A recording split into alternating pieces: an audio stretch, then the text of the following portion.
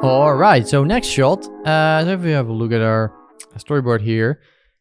So now we're going to do shot 50 and of course shot 60. And these are going to be the most interesting shots of the whole bunch. So we save the best for last because this is where we're going to be really utilizing a lot of the power of the vellum fluids, because here we're really going to bring everything together. We're going to have the fluids, we're going to have the leaves, which are which are basically cloth kind of. We're going to have soft bodies, we're going to have rigid bodies with the eyes. So this is really going to bring everything together.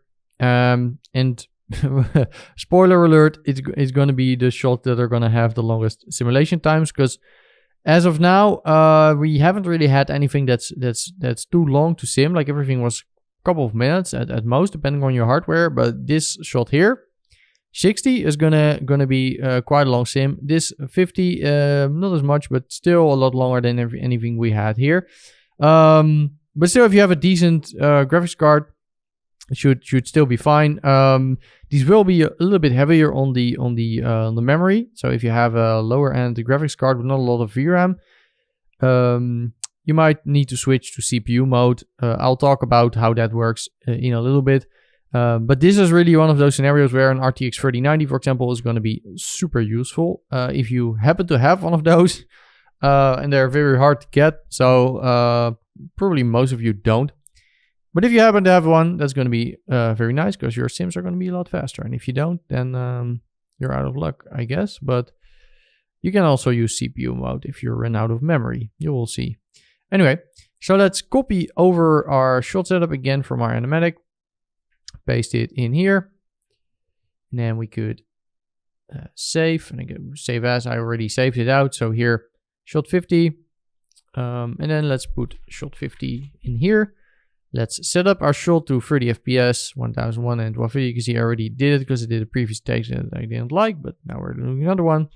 So I need to think about this for a little bit, because we need some elements from animatic of shot 60 and from shot 50. Because let's first bring over shot 60. Because in the final render, this needs to look like it's the top shot, basically. So it needs to sort of look like a top shot from shot 60. So we're basically going to set up the environment pretty much the same. And then after that, we're going to, well, not exactly the same. We're going to we're going to change some things, of course, to sort of lay out the whole thing in shot 60 in a nice way. But pretty much the environment is going to be roughly the same. So we're going to grab all of our models here. We need, because else it's not going to work. Let's copy all of our stuff from our subnetwork into our main network, similar to what stuff that we've done before. Right. I guess we can hide these things. So these are going to be our reference for our animation.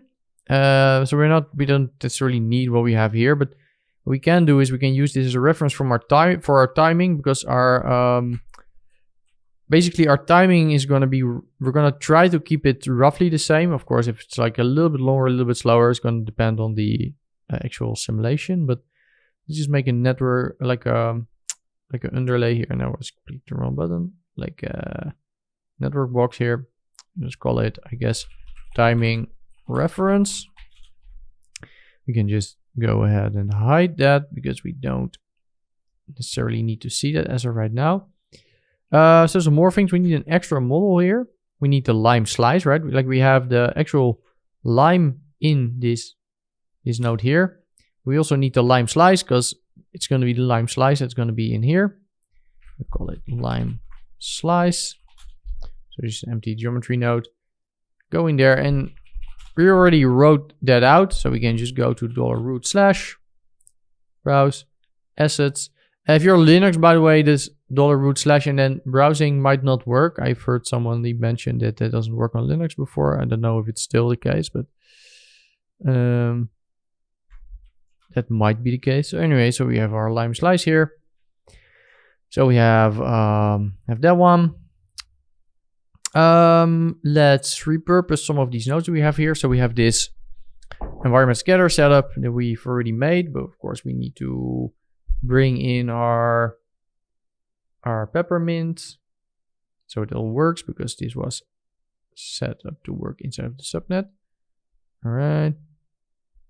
Oh, and we need, in order to have this work, we just also need to, of course, load in the ground. So where do we have our ground? Right, ground. So that's going to be our ground object. And let's have a look through our camera. Oh, that's the camera from shot 50. So we need to now go into animatic, and we need to actually grab our shot 50, because now we're looking through the shot 60 again, not 50, but 60.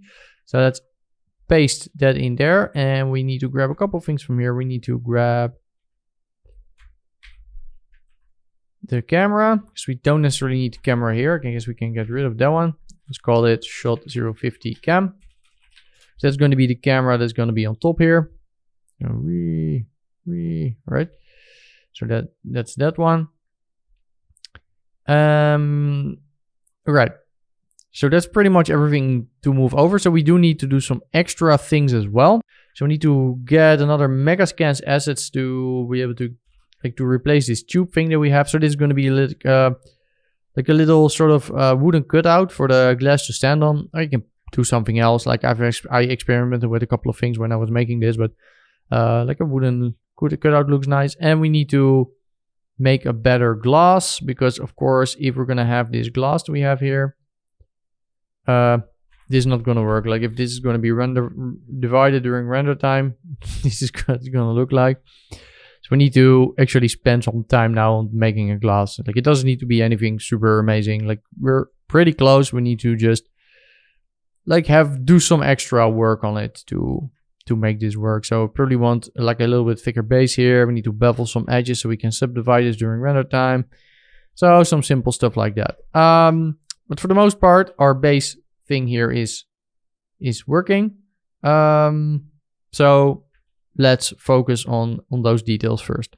Right, so the thing that I put on here, it's actually not a 3D piece of geometry, but it's this texture. But luckily we already have some experience in creating 3D geometry from a texture. So let's put this somewhere that we can use it. So let's go to export settings and change this to custom disk export. And let's go to let me go to my folder here, assets, textures, and let's call it, what do we call that? Wood, wood top, like I don't know what to call that thing, like or maybe a wood slice, like that would be maybe a good name, right? Wood slice. Right, let's go in there and let's use that as a path. There we go. So with that selected as a path, instead of doing anything, we can say, all right, export. So now it's going to be exported to that disk. And then from there, we can actually make a new empty geometry node here. And call this wooden slice, or not slide, slice. Right, let's just go in here, and again we're going to use the trace, similar to what we did before. Let's just go to $root /. Again, we can open the asset browser, assets, textures, wood slice, tree trunk, and then I guess we didn't even need to put it in a separate folder because it already did that. Maybe we actually want to, in that case, remove it from its subfolder. So I guess let's just go in here. Let's grab the opacity, and you can see we already get pretty much a cutout of our texture that we need. So I guess similar to what we had before, I guess we can go in filter and let's say, all right, let's turn down the level of detail here.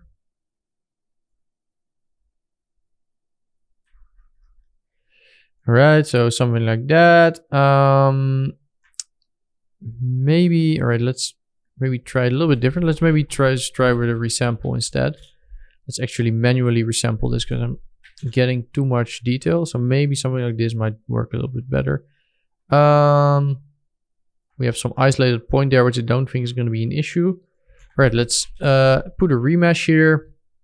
Turn it down a little bit so we get a little bit of geometry here. We might want to rotate this so it's going to be flat. So something like that, I guess.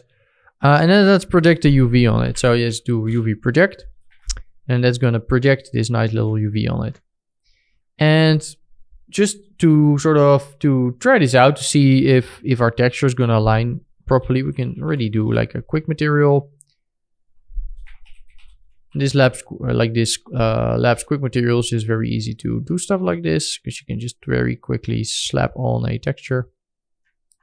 See if it works. And apparently, oh, we need to turn on actual textures here. So yeah, this doesn't seem okay. By the way, let me check am I actually viewing colors?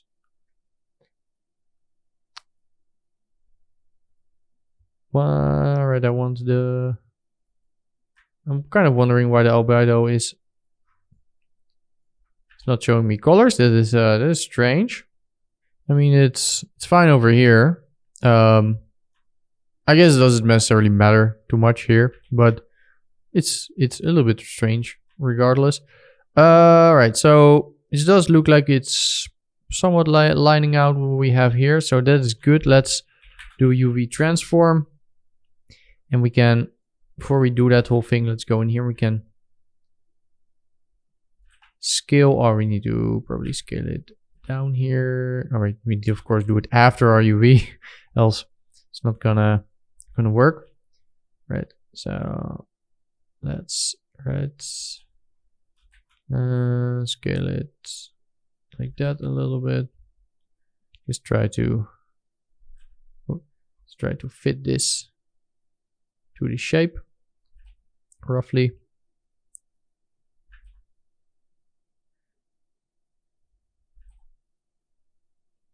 So we're just trying to sort of match this shape, and if we want more detail, we can do it on our resample thing here. Like we can add, because that is where we are sort of generating the mesh. So if we want more detail, we can do that over here, and then we will, because it's still procedural, we will have it over here. But I don't necessarily want too much. Because we're gonna add some extra texture to the side as well. Because right now this is still flat, so we're gonna probably extrude this out. So let's do poly extrude, and all right, let's do that after we do the transform. So here we're doing the transform. Now let's extrude this maybe in the top. And then we need to reverse this, because now this is inverted, as you can see, because it's turning blue. You can see if we do it like that, it's gray. So this is reversed. So we need to reverse the winding there, right? So there you go. All right, so we have that thing,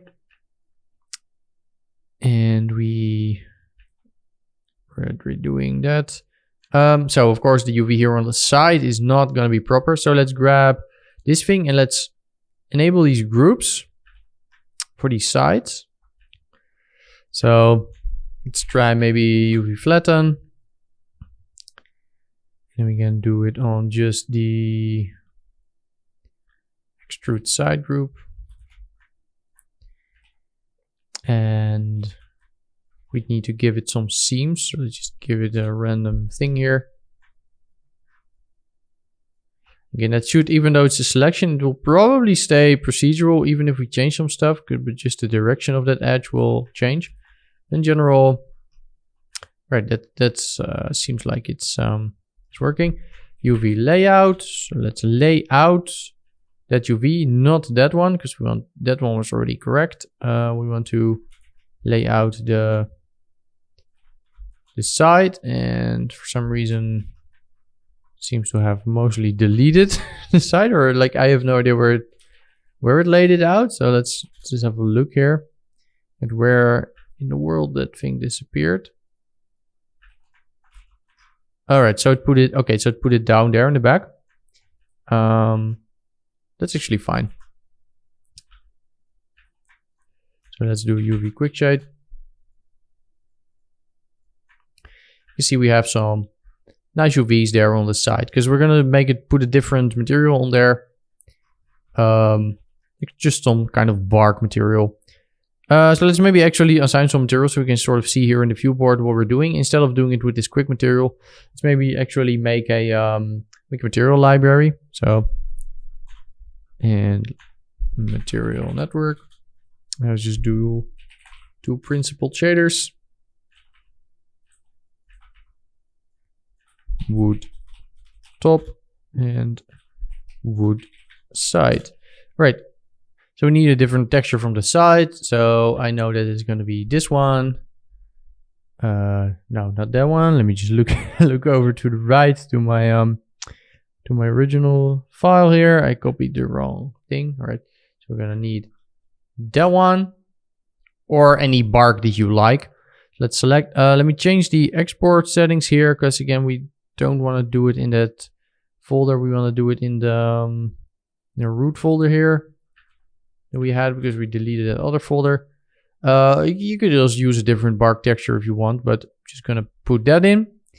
All right, so let's just assign some of these materials. Let's do the base color. Let's make it basically bright from both of these. Basically white, I mean. Let's go to textures and let's just enable the material there. Right, so it's going to be the albedo. The other one, we're going to go to level up, and that's going to be the bark albedo. All right, and we're going to say material here. Let's go into that thing. And let's do 2 assignments. So one is going to be everything except for extrude group. Maybe, you know what? Maybe we should already assign an actual proper group for this. Because as of right now, we don't have a group. And later when we're actually going to shade this, might be good to have a group for it. So let's go in here. Let's call this top. So that should then, so that top group will probably be replaced once we have the extrude here. So if we now do extrude top, you can see it does the side, and that's top, it's the top one. All right. So then we can just use a proper selection here. Top material, wood top, there we go. Okay, now it is doing the color. The second one, we're going to do the extrude side. We're going to put in the wood side. And for some reason, it's turning gray there. It's a little bit weird. We can see that it is working. Right, I'm not sure why some of these things, like also over here when it was, okay, so if I do that one, then certainly, all right. No idea what's up there. This is weird. Let's just try this one just with the on the side group. Okay. Weird, but there you go. That works. Probably want to do some more stuff because we're going to do some displacement later and we want to maybe have this subdivided. So maybe we want to add some type of like a beveled edge. So I guess we can do that here. So let's say group. We're gonna group some edges. Let's call it edges. And let's turn off the base group. Let's do include edges, and let's do minimum edge angle. And for some reason it's not giving me a visualizer. Okay. Now it is. So we are getting these side things, which might not be that big of a problem. Let's do bevel. Let's bevel edges very slightly. We don't need that much. Okay, that's already too much. We're working at a relatively small scale here. And then let's do couple of divisions there. Right, let's do UV quick shade here real quick. Use UV transform to just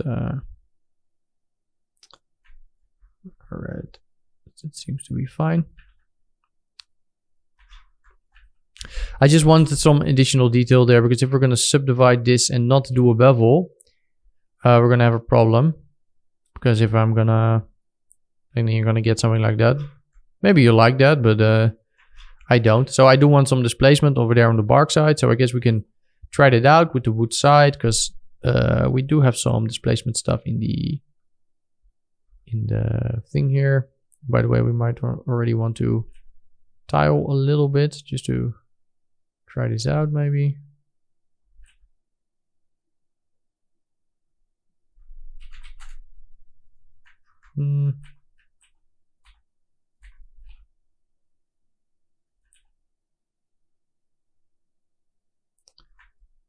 Guess that's fine. Let's go to displacement. Let's enable texture displacements. Again, this is now just for our preview to see if our model works. Let's do a very small effect scale. Just want to make sure that nothing will break down here. All right, so you can see, all right. So you do see some stuff disconnecting there. I'm not sure if this is even going to be a problem or if it's like a viewport type thing. Let's try with a mountain and put it to positive. All right, so here it is. Everything seems connected. I guess that's fine. All right, let's just keep it like it is. Let's turn off the textures for now. And let's just let's keep it like this for now. Let's get rid of the tube thing here, but let's first do an empty geometry node here. Call it RNDR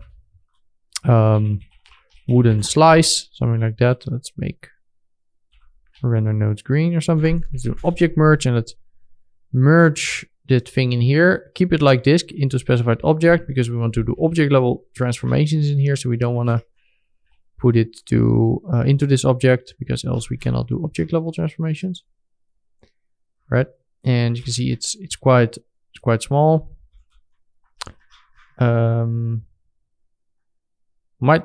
Let's do a base transformation already on our main geo, maybe, because it's so small. I think it could benefit from just a 10 times base scale. All right, you can already see that's getting a lot closer to something that we want.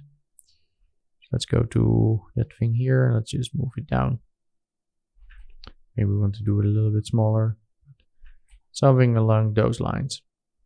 And let's get rid of the tube. All right. So that's the wooden thing out of the way. Now let's tackle our glass. Let's make a little bit better glass model. All right, so let's have a look at our glass that we've made. So we already had this one. I want it to be somewhat more like a glass like this. So sort of with this inner curving shape, with this sort of nice thick bottom there. So when I originally did this whole thing, I had a whole host of references here of different types of glasses. Like I thought maybe this would be cool, or like I wasn't sure what to do, or maybe the one like this or the one like that. But in the end, I ended up settling on something like this. But again, like if you want to use different glass, that's also completely fine. You can make your own glass. But yeah, let's just redo what we did here a little bit, just a little bit differently. Let's first just copy and paste this tube here that we had, and we want a little bit more rows. We want to make it a little bit higher. Let's do copy relative references on the height, and then I guess divide this by 2 so it sticks to the bottom.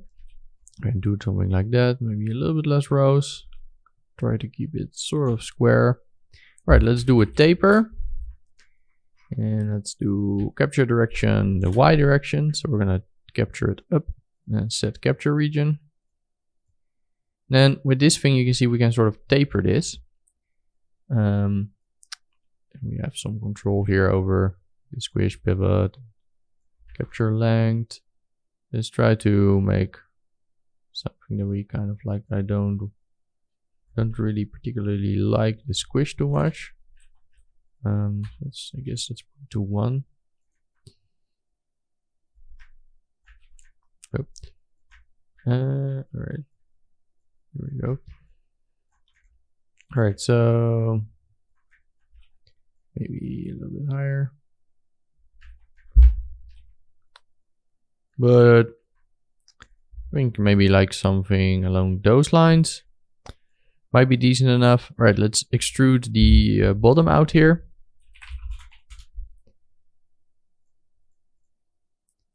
Just extrude it out, and I am by no means a good modeler. I literally never model. I don't like modeling, but I guess for stuff like this you have to do. Like you could also just buy a model somewhere over glass, but it's simple enough to just make one. Like it's not the most complicated model ever. All right.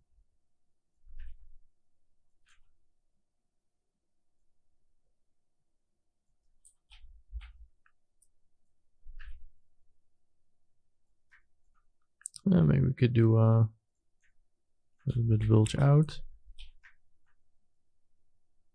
Let's just keep the squish out of it. Maybe we can do a manual sort of.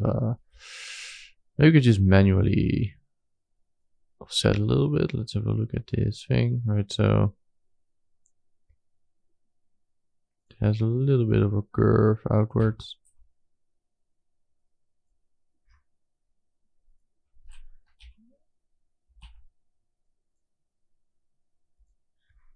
Do a little bit like that, and I guess something like that. All right.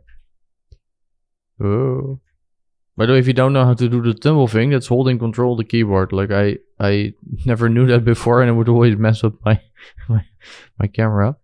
All right, so we have a base shape here. Oh, by the way, before we do this, if we do this extrude thing here, we need to do this edit before we do this extrude.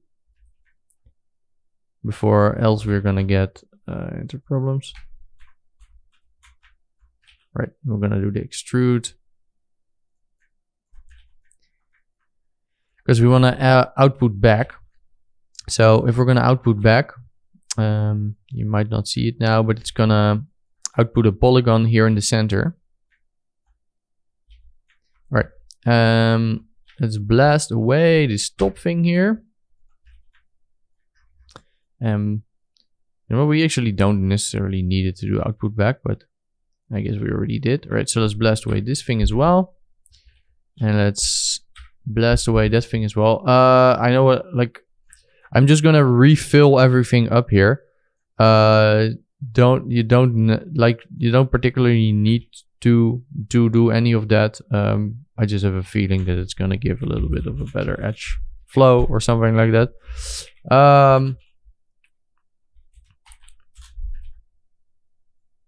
Right, like that. Again, I'm not a great modeler, but as long as we get somewhat of a thing. All right, so let's do double. So let's delete those. Let's select the loop here. Let's polyfill the loop. Let's do that. Let's polyfill that loop as well. Like that. And then, all right, so no perfect loop anymore. That's what I mean. I can never for the life of me model anything with proper edge loops. I mean, like where you're doing effects, like all you care about is breaking stuff. So I'm really good at breaking stuff, like breaking edge loops. All right, so let's just make some selections here. By the way, if you didn't know, but like you can double click on an edge, select an edge loop. You can, if you select something, and then so let's say I select that one, and if I hold A on the keyboard, it sort of also selects a loop. So multiple ways to do that. So that's like my loop things again, or my broken loop that isn't actually a loop, right? All right. Bevel. Oh, all right. Let's poly bevel a little bit, right? So that does seem to work fine there. That's good. Let's do 2 divisions. So we get some divisions here on the edges, so we can actually subdivide this whole mesh. So now we have a double bottom, as you can see here. Now let's try to subdivide this whole thing. And you can see this does hold up. So even though I did weird things here, we still end up with a glass that works. So, hooray. All right, let's actually move this up again. So let's copy parameter on the extrude distance, and let's do base relative references. Or do we extrude it anywhere else? All right, you know what? Let's just manually move it up, move this upwards. Yeah. Let's just put it to the floor. And now we have a nice glass. We don't particularly need this many subdivisions, so maybe we want, let's do a little bit less. We do need enough so we can have a proper like a proper geometry to also collide our fluids with in a little bit. Maybe we want to do a little bit less divisions on the edges there. So it's all right. That's looking decent enough. Beautiful glass. All right. Let's put it into to its position. RNDR glass. And let's object merge that in.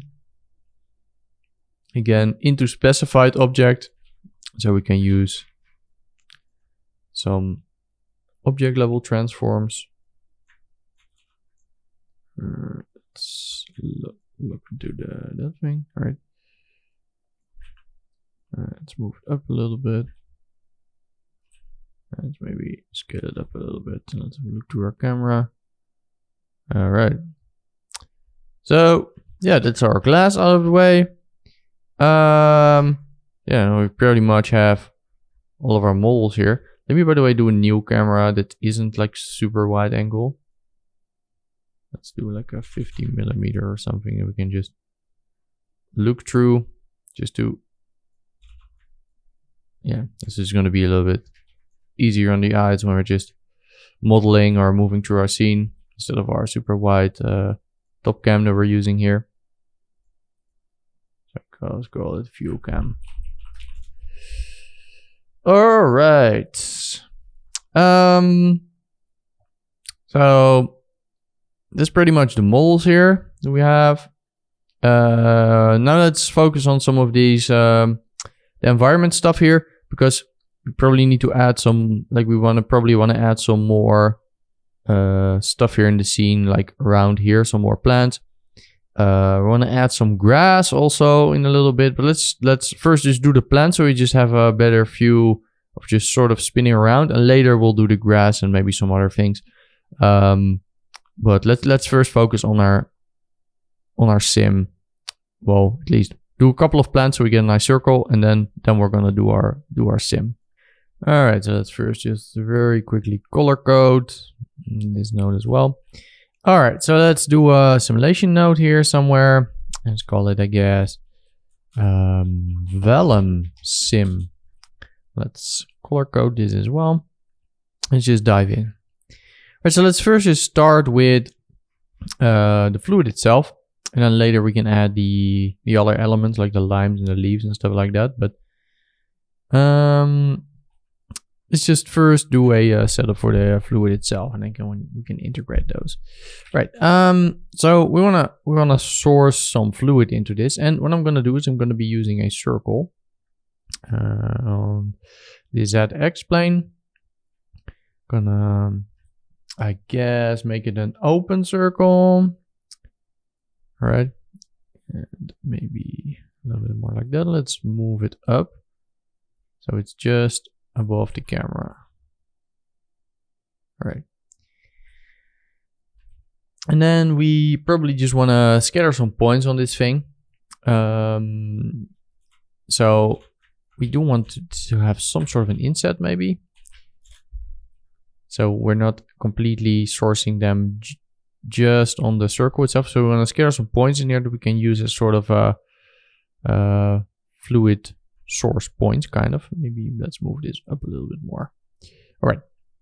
Let's scatter a couple of points on this. No, scatter, right, like that. I'm still getting used to the fact that scale comes up first. That didn't used to be the case because it's a new node. All right, I'm gonna just hide all the other stuff here. Let's turn off relax iterations. Let's change the seed a little bit so we have somewhat of an even distribution. All right, guess something like that. We can change it up a little bit if we want later. Let's copy to point some stuff here. Just copy a sphere.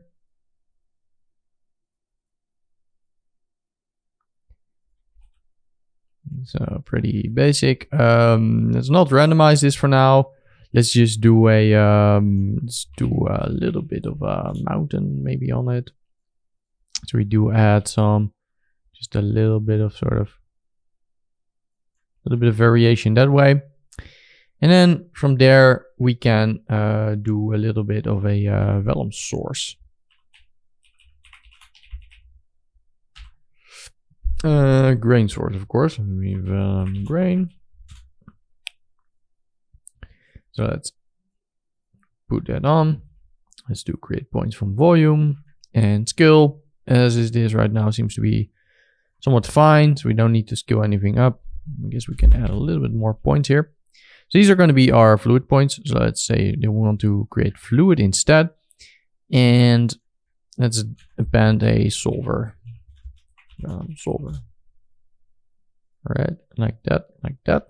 So let's just eyeball, I guess, some of the values here. So what we had is we want surface tension. So I guess roughly what we had before. Want to calculate uniform, let's do something like 500. So roughly the stuff that we had before as well.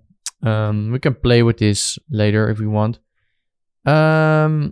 All right, and then inside the Vellum Solver, we're going to add some forces to have this sort of spin around. Maybe also we're going to make some custom forces, but let's first just add some type of sort of a vortex in here. So let's dive in. Let's do a pop axis force. All right, and we're going to put it in there. And let's make it a lot bigger and a lot higher. So it sort of encapsulates this whole thing. And then let's change some of the orbit speed to something like 8. Want the lift speed to go down. And because we want to maybe turn off gravity. So we don't necessarily want this to fall down. We want it to really control this just with suction. Let's turn off the gravity here. So then with the lift speed, it's going to suck it down instead. And then the suction speed, we also want to suck it inwards towards the glass. Let's press play and you can see it is doing that. It's not continuously emitting as of right now. Probably what we want to do instead is we want to disconnect those. And then say geo, or let's call it fluid geo, because we're going to add more elements here later. Geo, fluid, con. All right, let's go into here as well. Let's dive in here and let's do source, vellum source. And we're gonna source into that thing instead. So we're gonna grab that one. We're gonna grab the constraints. We're gonna say each sub-step. We're gonna source it. And let's just play.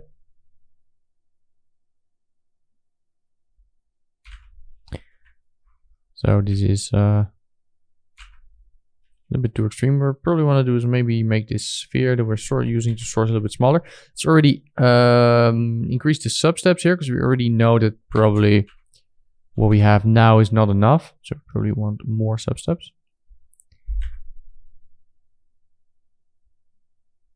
All right, and then we're already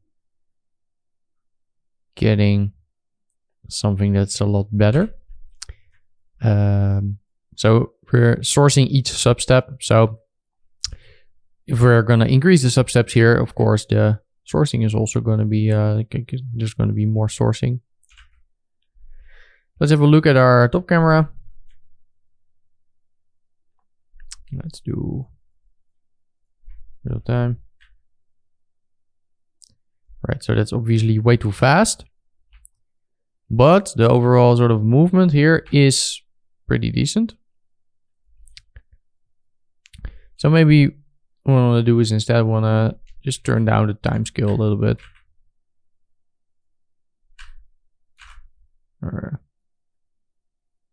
Alright, so here's this thing I was mentioning earlier where sometimes it complains not enough sources specified. You just have to put in a null and then it stops complaining. I was mentioning that before that, oh, they fixed it, but apparently not. Right.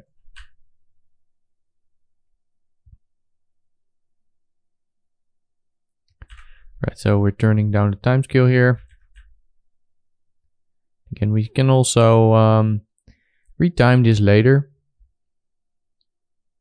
But, alright, I'm gonna think maybe turn it up a little bit higher, and maybe I want to change in the access force. Let's turn down the suction speed a little bit because it's being sucked in a little bit too hard. Let's go to the side, might be a little bit easier to judge. And then maybe I want the lift speed to be a little bit more intense.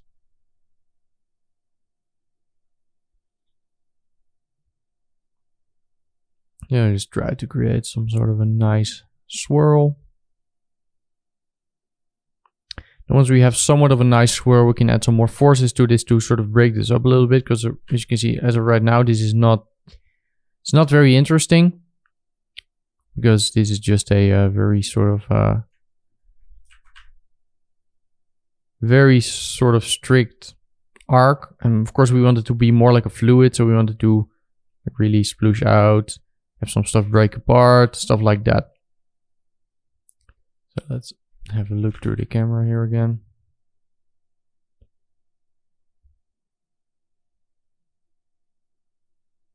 Right, so let's first do like a pop force to just start off with like breaking this up. Let's increase the amplitude a little bit and let's just get a feeling for what this is gonna look like.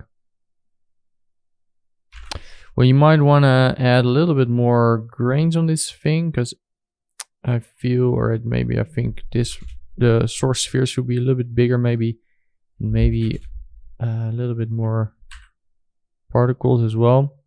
Again, we have to be careful there because it's gonna get a lot slower very quickly, as you can already tell.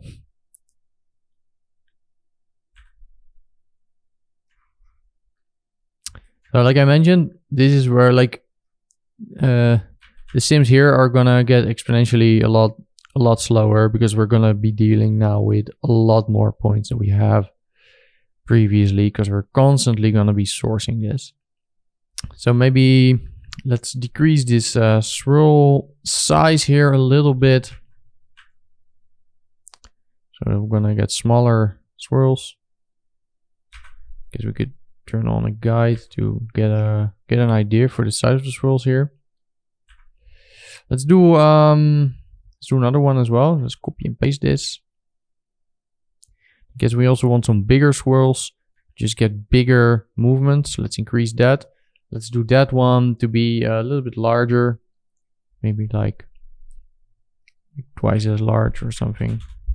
Something like that. So now the big movements, so let's name these small. Let's call this big.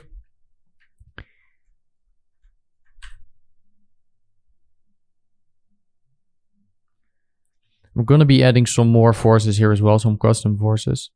Because I already know that we're not going to be able to get the look that I want with just these forces. But as long as we can sort of get a nice look for this. So let's maybe flipbook this first and just see what this is gonna look like. And then we can decide what we need to change. So let's go. All right, so not too much happening here. So I think I'm even gonna need to push these forces a little bit because it's still very uniform. So I'm gonna increase the forces here. So I'm gonna do the small scale maybe 4 and then the big, let's make it 10. Let's do another flipbook to see if this makes any difference. All right, so still doesn't seem to do that much. Barely any difference, to be honest. I'm really gonna crank this up. Let's maybe when we need to do the swirl scale a lot bigger here, and then this one, let's do 1. Let's try this with 10. Let's try this with 20, and let's see if this actually makes a difference. Let me close down the flipbook, and let's flipbook again. Let's see what we're gonna get now. All right, so I played with the settings a little bit, and this is of course still not what I want, but this is about as far as I could probably take it with just these pop forces. So I want to add some more stuff here. So let me show you what I changed. So I changed a whole bunch of parameters here to get to roughly this result. So I've really cranked up here the amplitude on both of these. I've animated the offset here based on the time. So and then you're kind of sort of animating the noise through, so up based on time. Yeah, I changed the pulse length a little bit, and I turned the time scale back down. So that's basically what I've done. But now what I kind of want to do is to add to this, because this still, of course, not what I want. It's getting a little bit closer, but this is still not it.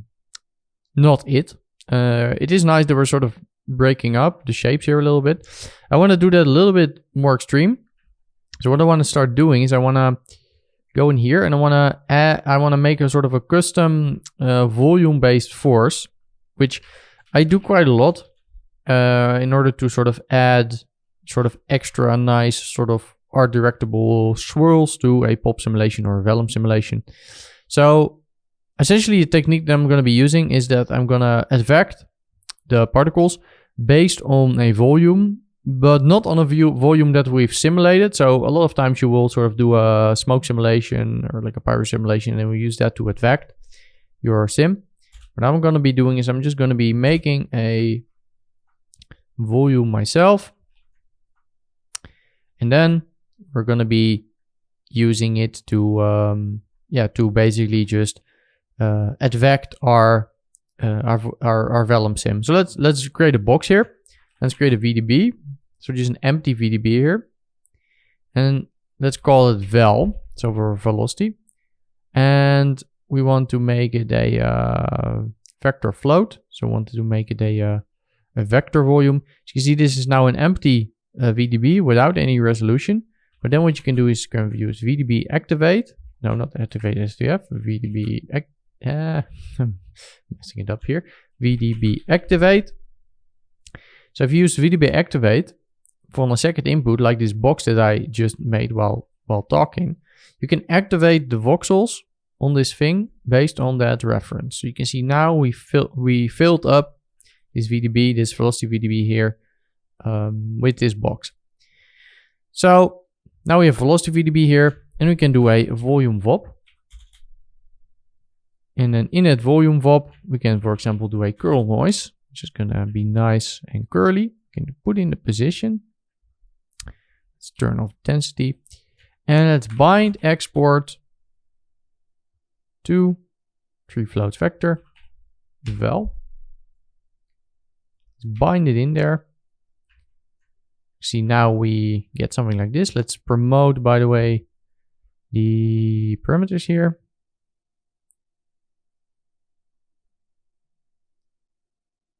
So let's promote the most important stuff here. So this is basically the stuff that we need. Now let's do volume slice. So we want to slice this volume here. So now you can see it get nice colors here. And that's essentially just a slice of this velocity volume. And we can sort of dial in the values here a little bit so you can get a nice visualization. And then what we want to do is we want to do volume trill. So volume trill will trill the points of this slice. So you can see this is a slice, there's a bunch of points, and we'll trill it by the velocity volume there. Right, so now you can see we get a really nice velocity volume here. So then we can dial in what we want. So it's just, you could do a different, you could try different slice as well if you want to try something. Well, that's looking pretty good. So let's output this to a null here. Call it vel. Let's go into our Vellum Solver again, and let's use pop advect by volumes. So with pop advect by volumes, you can, well, it says it in the name, you can advect particles with a volume. So we're gonna jump in that. And there's multiple ways to update this. So there's advection type, force, velocity, and position. So if you don't understand what the difference is here, so force essentially is like, let's say I have a point here, and let's say you have a force blowing on this part. But like this particle is already doing its own thing. This has its own sort of velocities on it. It's moving about. Then we have a force like a wind, for example, blowing on it. So it's not going to completely control, like if I have, let's say, wind blowing in this direction here, then if it hits it, it's not, that point is not particularly going to completely follow the same velocity that the wind is giving. The velocity is going to influence as a force the forces that are already working on that particle. So it's going to do its thing. So let's update this force. You can see here also treat as wind. Update velocity is where the stuff that we're sourcing will override any velocities that are on the particle. So that is mostly like, all right, this force is going to be, so this velocity that we're sourcing here, that we're making inside the, in the velocity volume here, the velocity that we're doing there is going to override what is there. And you can see you can blend between the original and the other velocity. So that is another step. And update position will literally move the particle through the velocity. So let's use it as a force first. Air resistance is gonna basically be how much is it influenced. But let's just do a flipbook and see what just this thing with force, treat as wind will do. So let's go. So this has been a little bit extreme here. So you can see it's definitely doing things. You can see we're already getting these very nice swirls here. So maybe it's gonna be easier to see if we're just gonna look through our view cam here and move out. As you can see here, now we're finally getting these sort of nice swirls that we were actually hoping for. So maybe what I wanna do is I wanna scale the velocity here a little bit. Maybe I do wanna now increase the time scale a little bit again, because I feel it's a little bit too slow. So 8.5. And maybe what we wanna do is we wanna actually increase the frequency a little bit so we get some smaller swirls. And let's just try this again. Maybe just from the side here, because it's a little bit easier to see. All right, so from the side, this is looking pretty decent. Let's have a look at this from the top. So maybe it's even a little too extreme, if I'm honest. Oh, no, I accidentally cleared the cache. It's maybe even a little too extreme. Maybe I want to decrease the suction speed so it gets sucked in a little bit less. Maybe I want to decrease the pop forces a little bit.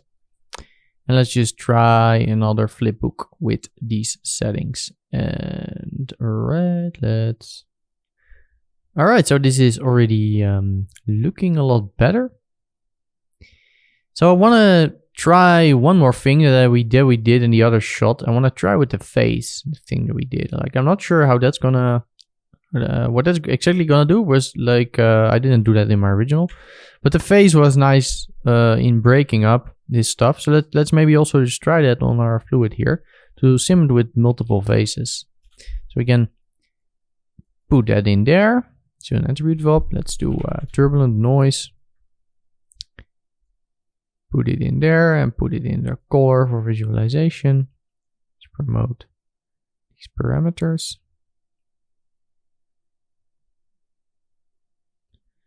And let's already do the clamp.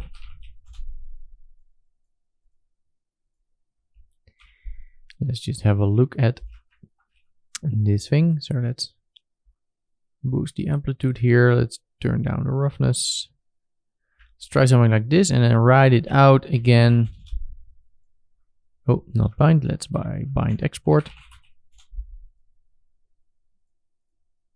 Let's try it as a face. All right. Let's double check if that's actually the thing. Face. All right.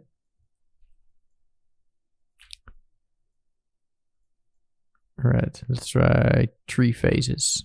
So 1 and 3. Or let's do 0. Yeah, 0 and 2. I think phase 0 should also work. All right, let's just have a look at what this is going to do. Like, it might not do much, but I'm hoping to get the same type of thing that we had with the droplets. That will sort of create some more nice fluid type things. So let's just have a go at that. So I'm just going to flipbook this and just see what it is going to do. Oh, by the way, before we do that, let's actually delete the color from this, because we don't necessarily need it as a color. We only need it as a face. Let's maybe increase their surface tension slightly. All right, now let's actually flipbook it. All right, so this actually looks pretty good. Like, it's not a very big difference, but it does add to it. Looks pretty cool. We get some of these nice sort of let me just quit that. All right, so we get some of these nice sort of interconnected pieces here, and overall this looks like a sort of a nice fluid roll. So I'm gonna say that this fluid roll is pretty good as is. So with the fluid itself now out of the way, let's start preparing our soft bodies. And then once we have our soft bodies in, we might of course still need to change some parameters from our fluids once they start maybe interacting a little bit. But let's first just prepare everything that we need, test everything out, and then we can integrate it into the main simulation. Right, so now I'm thinking about it, we're still missing one thing here. We're missing our actual leaf, so we're gonna need to get an actual leaf to throw in our simulation. Let's use our own created leaf. Maybe that might be cool. So we could blast away one of these, or we could just make our own leaf. Let's grab it, I guess, from our other scene. So let me just open up a new Houdini real quick. Right, so I just opened up shot 20 here real quick, and let's just export the leaf that we had here. So let me just go like this. So this was the leaf that we made.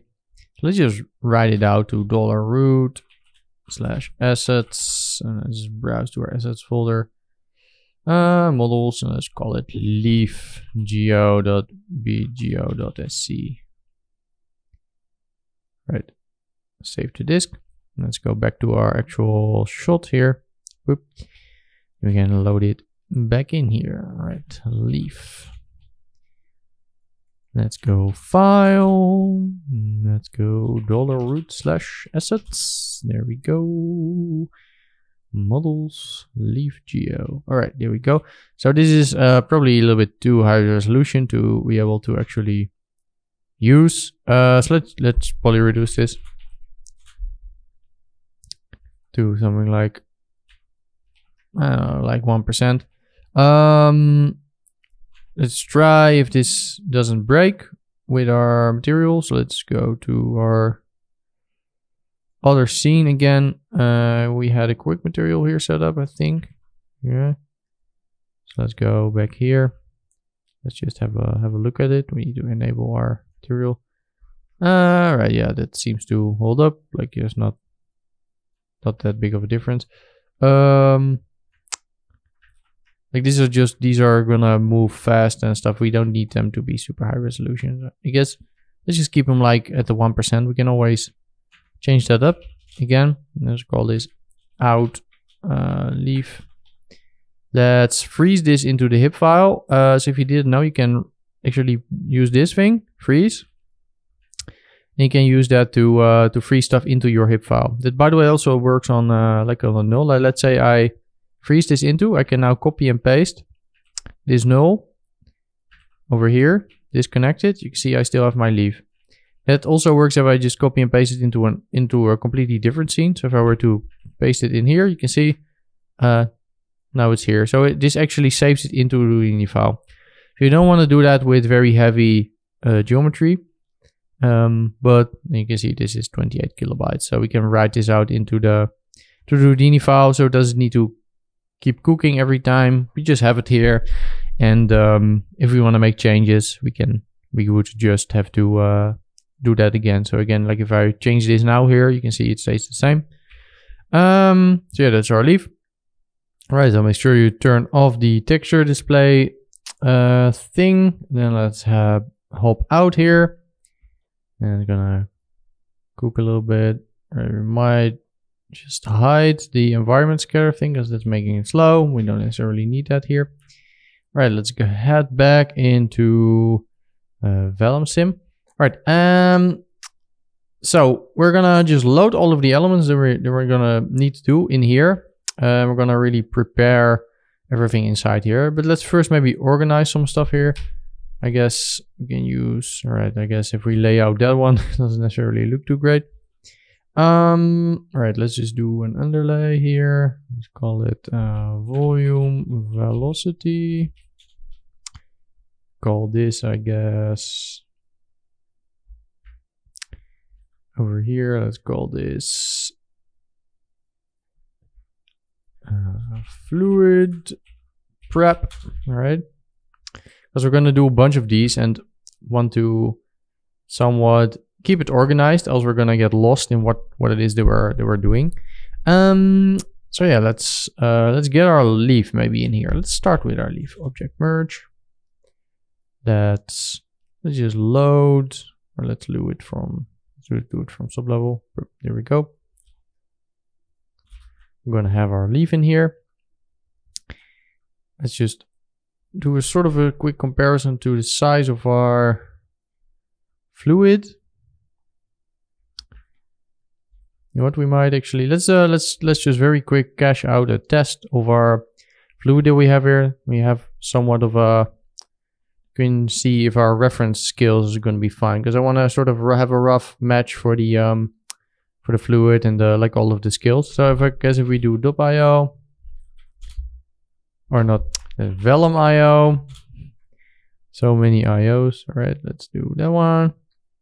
Let's say $job/geo says Vellum Sim 1 Vellum Sim underscore $4.pgeo.sc. All right, let's do like 1080 frames, something like that. Initialize. Let's just write this out, and then we can sort of reference the size of our other stuff in there. So it roughly matches what we're doing. So let's cache that out. All right, just gonna cancel it here. We only need a couple frames. Don't feel like waiting for the full thing. Let's load from disk. Should be enough to get some sort of an idea of how big our other stuff needs to be. Right. So we have our leaf there.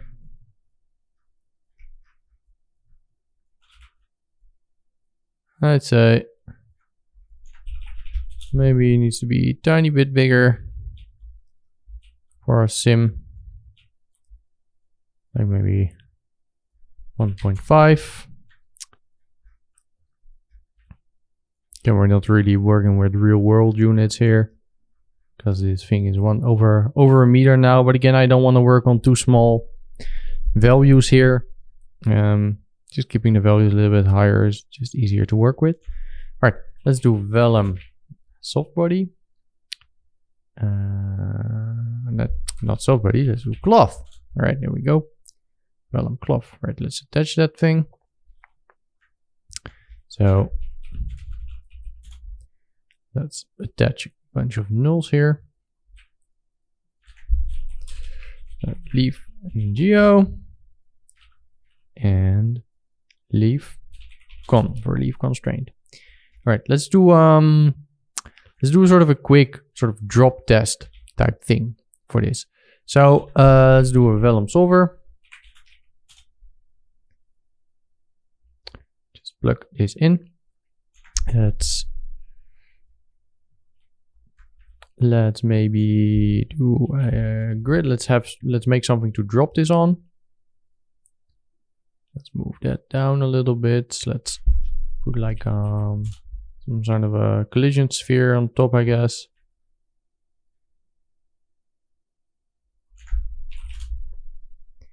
So we have something it can drop on, just as a sort of a little bit bigger. Let's move it down. All right. All right, let's drop it.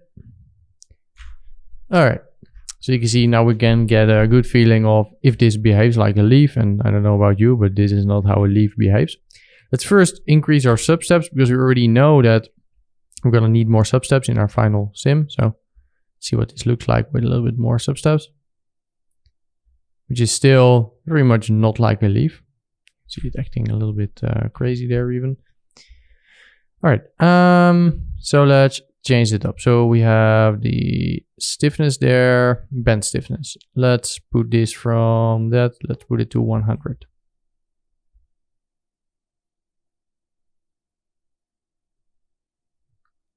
Right, it's already looking a lot better. Let's try 10 maybe, because maybe that was a little bit too much.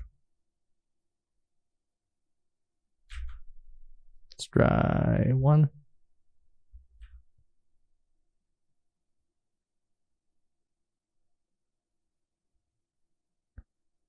All right, that somewhat starts feeling like a leaf to me. Maybe we could do a little bit less. Let's do 0.1 and then 5 times that. So it's half of what we had before. Right. Maybe 2.5. Just dialing in the value there. Right. So now we have somewhat of a leaf that it falls on, it bends slightly, and that somewhat behaves realistically if I'm looking at this. Right. So some other stuff you might want to do is you have on here. You have normal drag and tangent drag. Essentially, that's just the drag force. So if you really increase this, it's gonna. Let me just put a pop wind here to demonstrate. Let's blow a little bit of wind to the Z direction.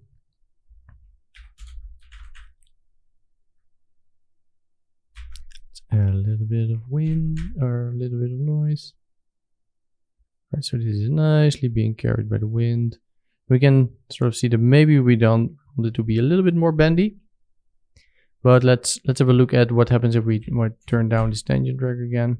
Let's see if we turn both down. Right, you can see that it really changes the way that sort of this behaves. When this is sort of being carried by the wind. So maybe you want more like that. Then maybe I want to turn down stiffness a little bit even more.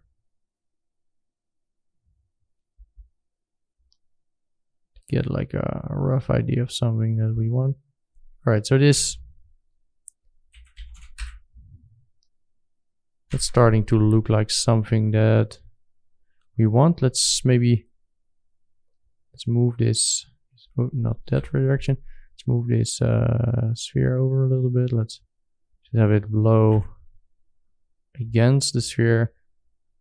Again, doing just very simple sort of test geometry like this is a good way to get a feel for what your things behave like. And this is starting to behave like a leaf. So I'm liking that. Let's call this drop test. So I'd say this is good enough for prepare, like for as the leaf here, to prepare the leaf. So we're gonna need to do a little bit more there because we're gonna emit multiple leaves. So maybe what we want to do is we want to also already set up some things to instance some leaves on that we want to emit. So let's grab stuff that we had there. Maybe we want to, like, I don't know yet how we want to emit this, but let's change the seed a little bit. Let's make this whole circle a little bit smaller because I want it to be more on the inside and fluid on the outside. Let's do less points. And let's call this leaf PT, right? So instead of merging this in here with the drop test, let's go in here. Let's remove this pop wind for now. Let's do a Vellum source. Let's, by the way, move over to here so we have a little bit more area to work with. Oh, and we want to disconnect this stuff here. And again, maybe do a null in here so it's not going to complain that nothing is plugged in. And then we want to say, all right, subpath is going to be leaf geo, constraint path is going to be constraint geo. We want to say instance on points. So we want the instances on a couple of points. Which points? Points that we just made. Now we want to maybe say, all right, we want to maybe randomize some stuff in there. So maybe we want to say, all right, we want to randomize the orient for the orientation, so that they're going to have random orientation in the beginning. So we want to maybe say that $f modulo 5 equals 1. So then it's going to go to 1 every couple of frames. So because we don't want to emit it every frame, or it's maybe way too much, let's say 12. Now let's go into our regular Vellum Solver here. And let's just copy and paste these forces that we have here to just have a go at trying this with the forces that we had.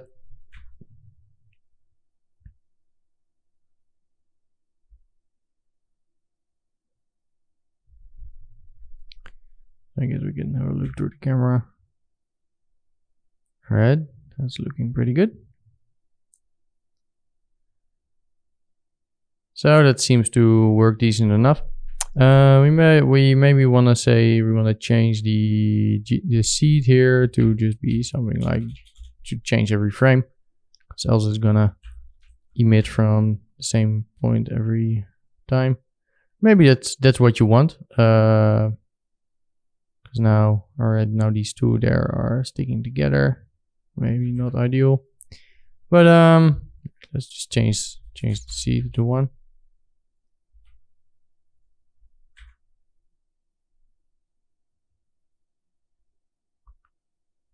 All right. So in terms of total amount, we're gonna have to see once we put this in the rest of the sim with the fluid. But as of now, this looks pretty decent. All right, so let's integrate the next piece. So let's first do underlay here and call this mint leaf. That, I guess we could color this if we want. We could like give it a little bit of color so we kind of know what's going on there. And let's I guess let's make this one black. I normally don't use that many color codes, but I mean YOLO, right? All right, let's do the next thing. Let's do our lime slice. It's gonna be easy enough because we already brought it in over there. Boom. Right, so we're gonna have our lime slice here. Let's compare it to our leaf.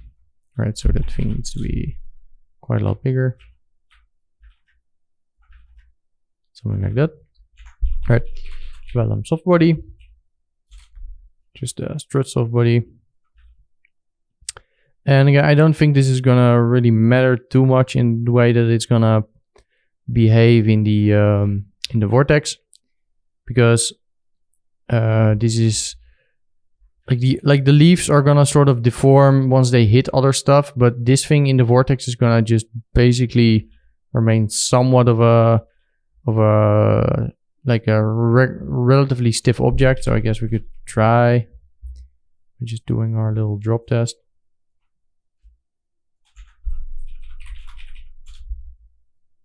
I just mostly want this to be relatively stiff. Let's do 5 substeps. Let's have a look.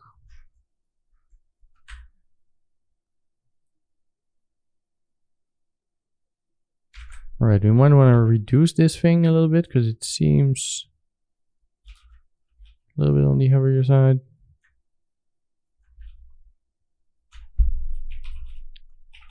So maybe we want to do a poly reduce first. Try something like that, right? It's gonna make the whole thing a little bit faster.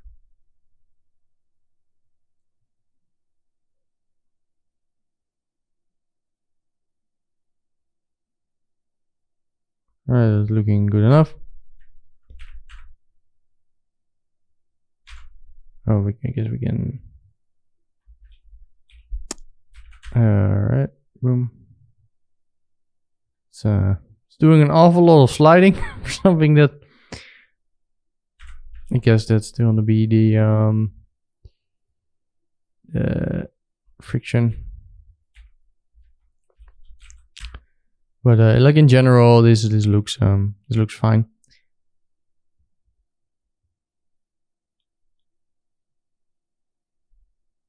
Right. Maybe a little bit stiffer. Stretch stiffness and bend stiffness also up, right? But I don't want to do too much to this because it's not gonna matter too much. All right, it's fine. Let's do the same that we did there. Let's start sourcing this into our simulation. Let's first give this a couple of nulls. Lime geo and lime con. Right, so for the geo and for the constraints. Maybe want to reduce this even further. We could probably get away with that.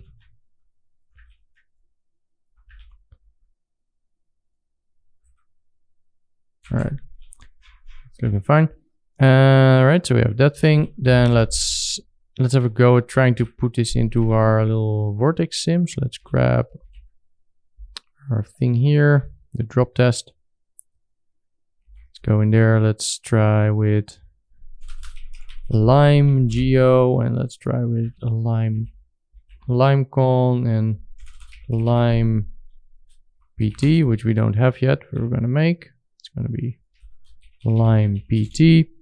Let's change the seed from how it is with leaves. Let's do like 69. And we probably want to emit a little bit less of these than the leaves because they're a little bit bigger. Let's say once every 24 frames.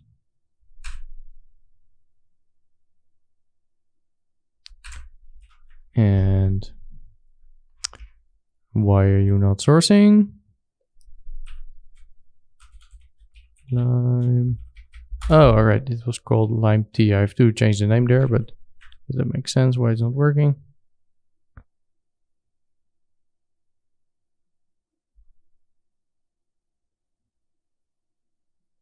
All right, this is already getting a lot slower. And all right, this doesn't seem to be... All right, so this is really breaking down here. Oh, it's because I have this set to lime geo, which should of course be lime com, because now it was trying to use this geometry as the constraint, which is of course not gonna work. All right.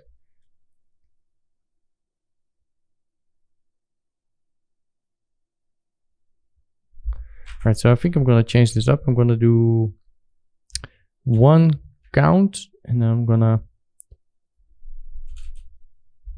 do like 10 here. So we're gonna source it a little bit more often, but only one at a time.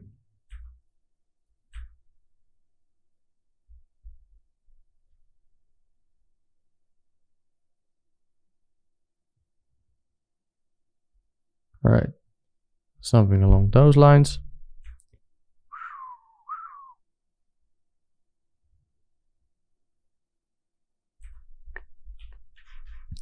All right, looking decent enough. You can already see it's moving down a little bit too much, too fast, because if we're gonna show all objects. This is probably gonna go through the whole entire thing. But again, doesn't necessarily matter too much, like as long as it visually looks fine. Because we can always just still move this up or move the camera a little bit. So I'm just gonna keep this as this is right now. And so let's just first focus on getting a nice sim, and then later we can always transform it up, transform the camera up, do some stuff with the focal distance. That's in this case doesn't necessarily matter too much. So this seems to work. Let's say this is gonna be our lemon setup, or whatever. What do we call the other stuff? Okay, so lemon setup. Let's give it a nice color. All right, I guess like this is a little bit like a lemon. All right.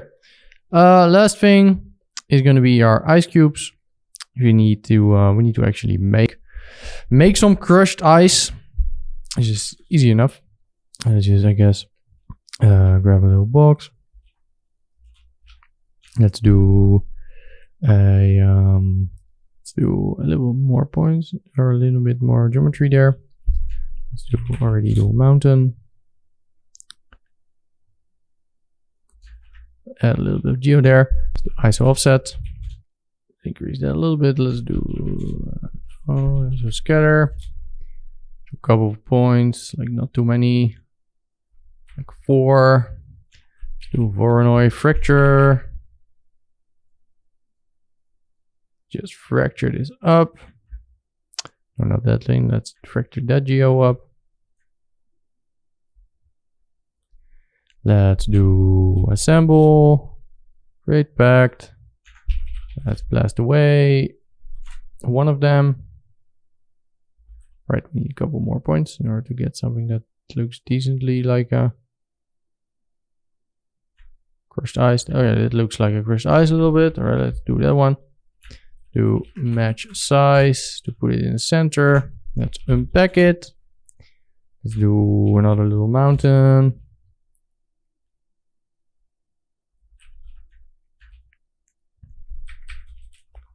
Maybe we want to remesh this first because the center doesn't really have a lot of geo, so let's do something like that. Let's do some UVs just in case. I'm probably going to use triplanar for this, but let's just do auto UV. It's simple enough to just crank some on there.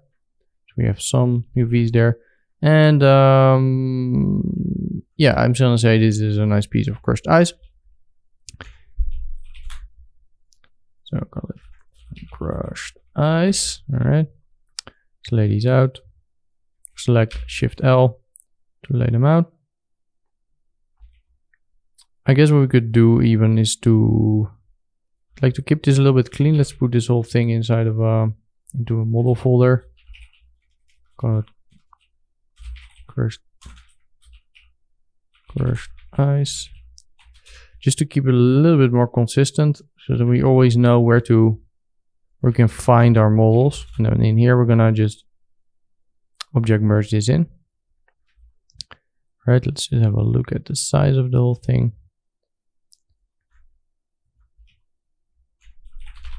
That's reasonably decent size. That's what she said. And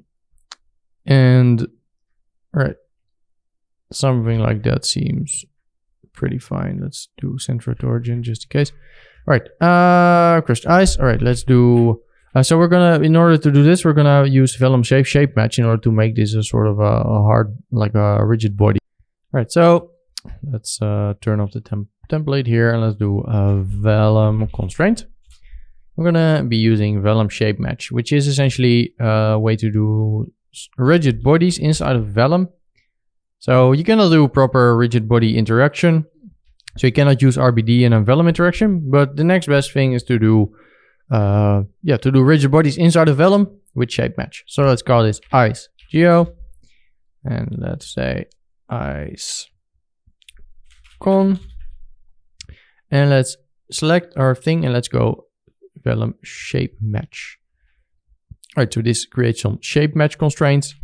Do Vellum Solver. Let's plug this in. Let's grab our little test stuff. Plug it in there.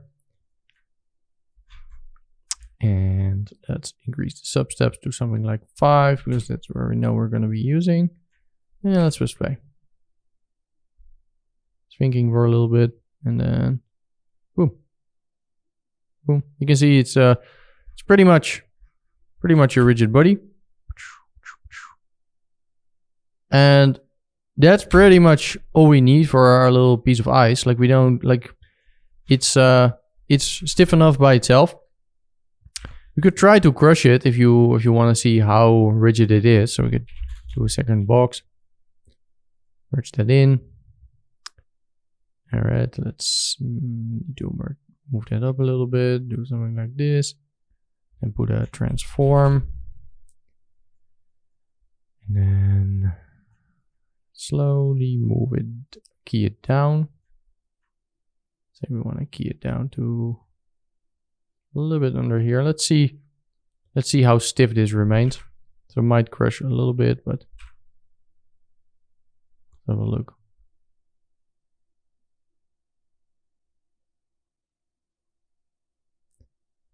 You can see it pretty much remains rigid here. So it does like a little bit of weird rotation because it doesn't know what to do, but it's pretty much stiff. So I'd say this is good enough. I guess you could make it even more stiff. It's already set to the maximum here, so pretty much I think this is good enough. So let's just keep it as it is. Let's do something with our twirly test. There's, by the way, some stuff that we're gonna need to change for the next shot already, like because we haven't changed the mass of any of these things, and that's going to become important in the next shot when we need to determine like how floaty it is and stuff like that, but we don't have to deal with that yet. All right, let's grab some of these things again. So let's call this ice PT. Going to be our ice points. We can do a couple more of these. Let's do 3. Let's do another seed.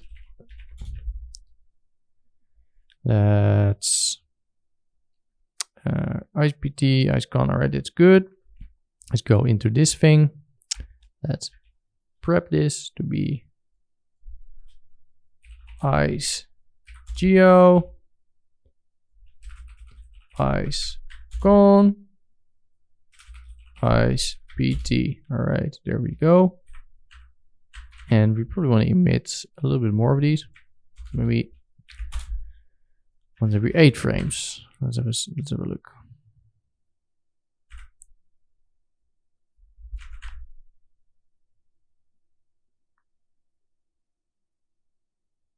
These are going to be our crushed ice. So it's going to be a little bit more of it, a little bit smaller.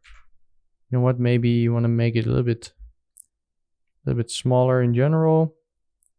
So let's say we want 0.1.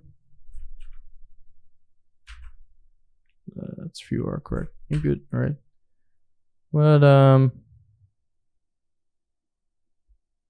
this is looking decently enough, I think. All right, so there's a couple that are sort of sticking inside of each other. Maybe let's turn down the force total count. Let's increase the how often they are emitted. As long as we can get somewhat of a nice seed here of stuff that doesn't spawn right in each other, then that's fine. All right, there's a couple there that are okay. Those are not connected. That's good. All right, so this is looking pretty decent as well, which is pretty much all of our elements. So let's also do an underlay for this thing. Let's call it ice baby. Boom. It is a little bit bright. Let's do this one. All right, so we have all of these elements. Now let's get back to our proper sim here, and let's integrate all of these elements into our main simulation. So it's going to be simple enough. Let's just dive in there. Let's disable our simulation icon here, and let's name all this stuff here. Let's call it fluid source. It's our fluid source. And let's just dive into each of these subnetworks here that we, like these dotnets that we made, and we just copy our sources from there. So let's call this, which one are we in? On the right. I forgot, let's have a look. That is the mint leaf, right? So that's why we are doing these boxes. Mint source, right, there we go. Let's remove that thing. Let's go to the right. So these are our lemons. And let's call that lemon, or not lemon, lemon source, right? And last one. It's going to be ice source, right? So that should all work because they are pointed to the correct sources. So we can merge this all in. So merge them all to be in the source. And now this should all run in the same simulation. So let's just enable our simulation icon here. Let's just run our Vellum IO here and see what we end up with after we are after this is all simulated. Let's just first, by the way, double check, do a couple frames. See if we actually get proper groups for this.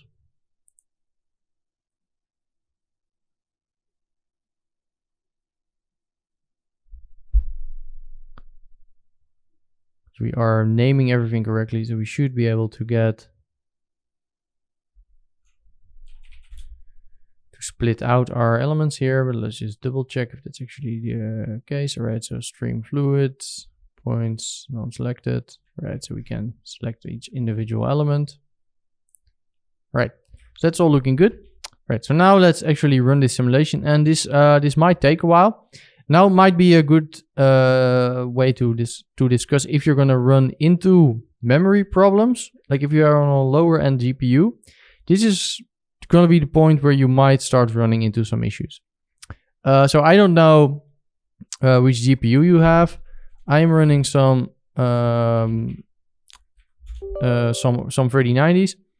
You can check your VRAM usage if you go install GPU Z and you can go to sensors. You can see memory used on any of your cards. And you will see that start filling up if you're doing some simulations. So of course, the more points, geo and substeps and everything like that you're going to use, the more VRAM it's going to take. And if it goes above your allotted VRAM, so if you have an 8 GB card and it goes above 8, then it's probably going to break.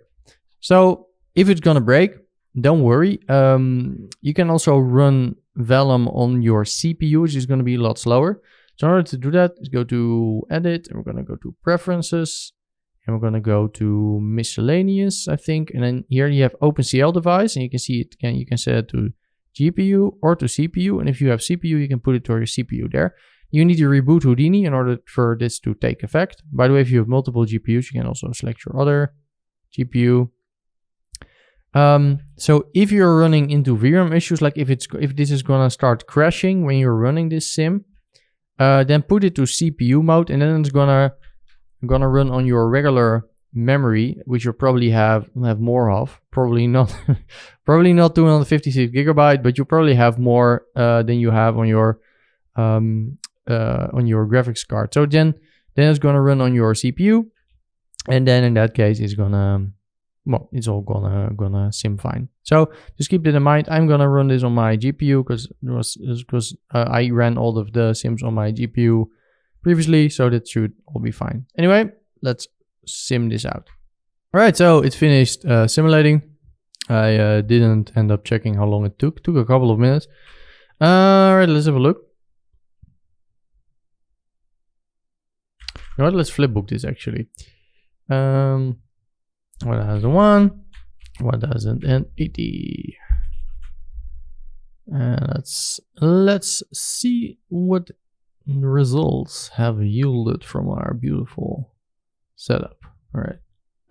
Overall, I think it's looking pretty good. Let's just go through this a little bit. So it's maybe a little bit too crowded even. So maybe you want to tone down some of the stuff here.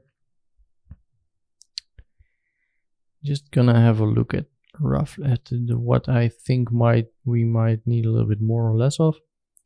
I think the crushed ice, we can use a little bit more pieces, but smaller. I think maybe a couple less limes, and the leaves need to be smaller, something like that. All right, let's do the limes a little bit smaller as well. Let's do the leaves a little bit smaller. Let's do the crushed ice quite a lot smaller. Yeah, let's have a look again. So a little bit more crushed ice. So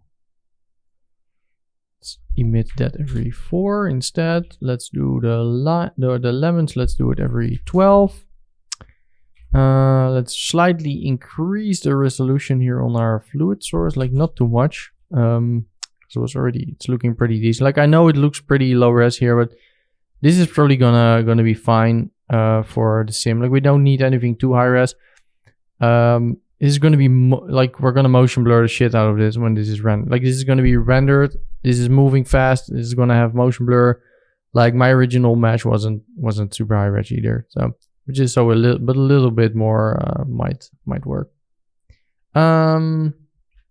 Right, let's do another sim. Maybe I'm gonna do a couple more frames just to have some extra leeway, and I'm gonna do it in the background so we can actually keep track of how long this is gonna take to simulate. All right, save the disk in background, erase and replace. All right, so just shy of 14 minutes, and let's just have a look at what we got. So let's just flipbook this.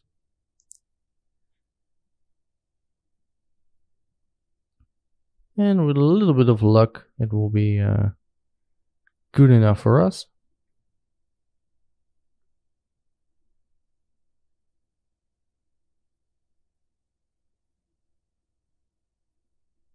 So you can see we do get some more droplets now with the slightly higher fluid sim. All right, let's have a look. All right, so I'm liking it. I think this is good enough. So we have a decent amount of leaves here, decent amount of limes. We have a little bit more ice. So I'm gonna say this is good enough for the tutorial here. Again, just keep doing like you can just work on your own one, however long you like. But for the tutorial, this thing is gonna be fine. So let's do Vellum Post Process after it. I don't think we necessarily need to do much because it was already looking pretty good, but it gives us a sort of a one output here. So let's split out some stuff here. So let's go over here, say points, and say fluid source non-selected. So this is going to be our fluid, and this is where we're going to need to do our meshing and stuff. So let's call it out fluid. By the way, check how big our cache is. A little interested to see. Right, 6.64 gigabytes, not too bad. Right, let's copy and paste. Let me turn off my refresh thing there, right? Let's put this back to primitives. And let's say, gonna leave non-selected on the ice. All right, so it does need to be points in order to be able to do that. All right, let's just keep it at points then. And so we're gonna say out ice. And on this thing, we're gonna say lemons. So out lemon. And then the last one is going to be out mint. All right, here we go. Out mint. Let's color code these. I mean, we've been color coding, so might as well do it here. Right, so we've got all of those set up. pretty fine. So we do need to generate a nice looking mesh, of course, from our fluid here, because we cannot render this if it is not going to be a mesh. So we're just going to use a particle fluid surface. You could also use just VDB meshing yourself. Like if you go in this particle fluid surface, essentially what it is just, this is a good habit to go into, by the way, to just dive into nodes every now and then to see what they do. But you can see it's just basically just a bunch of VDB nodes. Generally, this node works pretty well. And then sometimes if you happen to need more fine control yourself, you can always just build it yourself with some VDBs. Or sometimes what I do is I output a surface VDB instead of a polygon, and then you can do some manual overrides on your geo there. I don't want polygon soup. I want regular polygons. All right, so let's have a look at this, and let's turn down the particle separation, and let's turn down influence radius a little bit. Let's do even lower particle separation. Might be a little bit too extreme. Right, this is starting to get a little bit slow. All right, so this is a little bit too extreme. Let's do 23. Let's increase the droplet scale to like 1.5.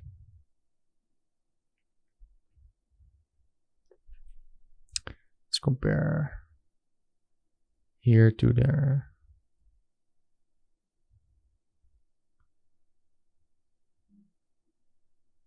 Right, maybe 75. Let's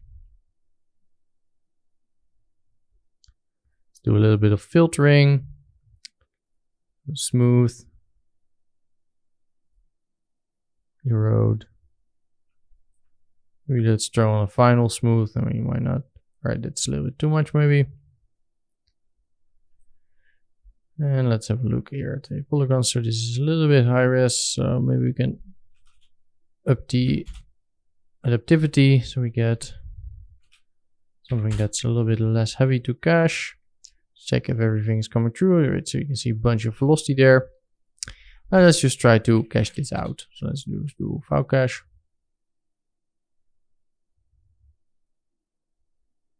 And there we go. Yes, recook, I know. All right, say, let's make a $job instead. $job. Let's call it fluid surface. And it's not a simulation. Again, this is going to be a cache that we can run in the background. We can cache out multiple frames simultaneously. So if you turn this as simulation, it's going to do for one frame at a time. If you turn that off, it's going to spawn multiple instances of Houdini in the background and cache it as multiple frames at the same time. So as a not simulation essentially. So this is looking good. Let's say save the disk in background. You can see now it's going to spawn a whole bunch of instances, so 16 workers. And that is gonna, if I do this, you should be able to see, let me have a look in Houdini. You can see it spawns up a whole bunch of Houdinis in the background, and those are gonna each mesh out this fluid at the same time. And that is good generally because if you're doing something like meshing, because of course meshing one frame is never gonna completely utilize all your RAM and your CPU. So if you're doing it like this, you can get a lot more utilization. So anyway, let's wait for this to finish cooking. Right, so that has finished cooking. So let's see what it looks like. Just play through it. And if we have some weird stuff here and there, it's going to be fine because it's going to be motion blurred. But this is looking pretty good, to be honest. So let's split this out to some render nodes.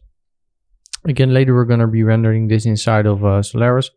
But if we already have split this out into render nodes, then we can load those render nodes into Solaris, and it will all be a lot easier, right? Here in the R, let's call it fluid object merge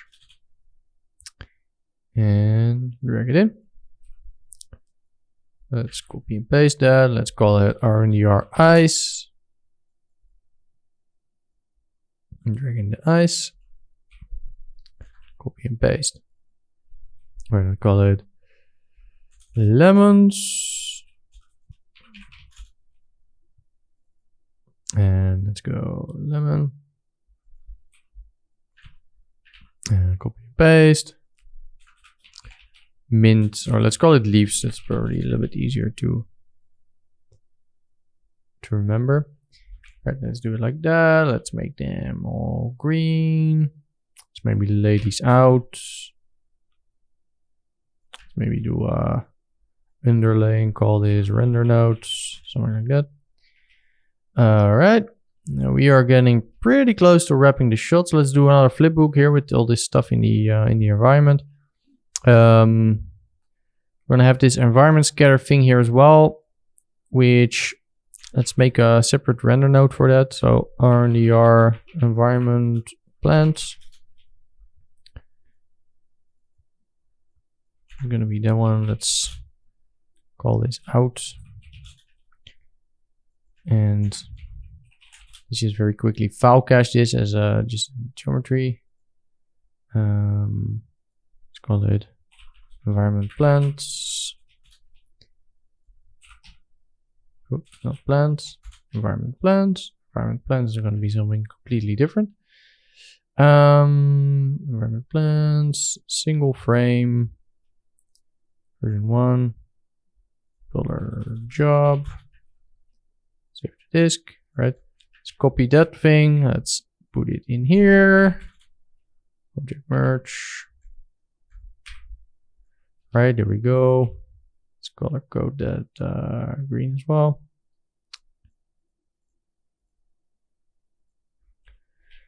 And the ground, let's just move the ground in there because didn't really do much with that thing. Right, so we have a bunch of render nodes there. Scrub through this. I think we can do a little bit of flipbook. That's on our fluid. Just for our preview here, let's change the alpha. Say add alpha equals 0.5, so we can sort of look through it a little bit. It's going to be a little bit easier to see what's going on. All right, so here you can see where this is all moving through the glass that we have. We're going to need to change this up a little bit. So we need to move all of this up probably. Let's say, all right, ice, glass, render leaves, lemons. You know what? Let's just do it inside of the actual sim. Might make a bit more sense. Let's do transform. Let's create a reference copy. Let's just copy, do the reference copy on all of these. Let's just transform them up over there. Let's view our second input. All right, let's move this up a little bit.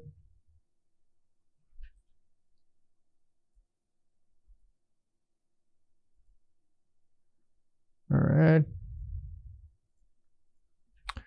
Let's really quick flipbook this.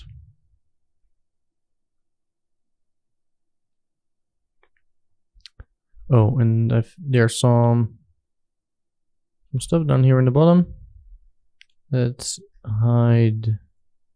See where that's coming from. Or that's the leaf and crushed ice. That's still over there, right? So let's actually flipbook this.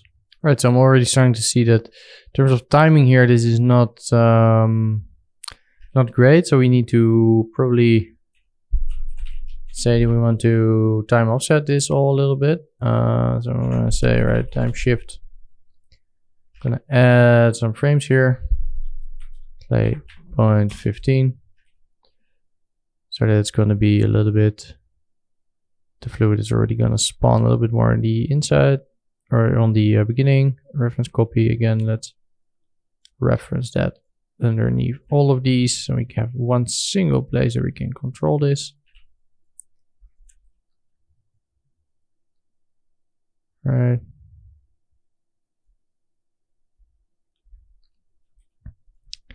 And I do think I probably want to move it down a little bit. It was a little bit, it's a little bit too extreme. So maybe instead of moving the fluid like we're doing now, because that's actually looking. So let's just keep the fluid as we had. Let's move down our ground, our plants, because our plants are a little bit too high up here anyway. So let's do that instead. So let's do the plant and let's do the ground. And let's think about this, because we are scattering our plants on our ground. So, all right, gonna need to approach these a little bit differently. We're gonna move down our plants instead, right? Or our ground instead. So we're gonna move down our ground. Let's turn off our cache for our plants here, because that's just gonna recook. All right. Let's grab our ground. Let's do -2. All right, I think we have another viewport work here, so let's close our view. All right, let's turn off textures because that's going to be slow. All right. All right, so let's move down the ground there. And if we let's look through our view cam. Let's look at our gloss. A little bit difficult here to see because we're in the midst of our plants here. All right. Let's go to frame 82. All right, so we need to move down our ground even more. Let's say -4. Let's move down the wooden slice so it's somewhat on the ground. Let's move down our glass.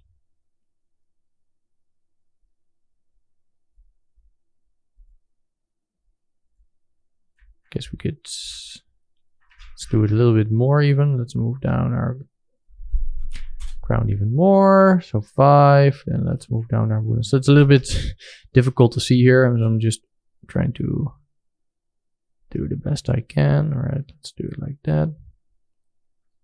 Let's go up to glass a little bit. Again, in our next scene, we're gonna be, all right, so this still looks pretty decent. All right, let's flipbook this. 1001, 1085-ish. Looking pretty close to what I had before. I guess the camera could spin a little bit faster. I do want my fluid maybe to start up a little bit higher because I don't like what's going on there. So I think I am going to still move it up just a tiny bit here. In the beginning. See if this, we could I guess move this down in the camera move. So then essentially what we're doing is we're just trying to hide it in the beginning mostly. It's mainly here in the beginning that this is bothering, and then after that again it can just be moved down. All right, it's all starting to get a little bit slow.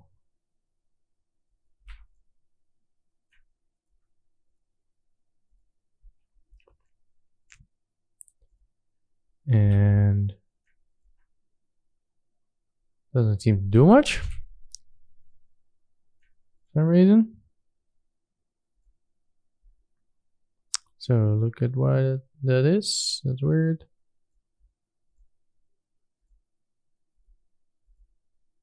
Oh wait, yeah, we need to do this after the time shift, because else we're also time shifting the animation there.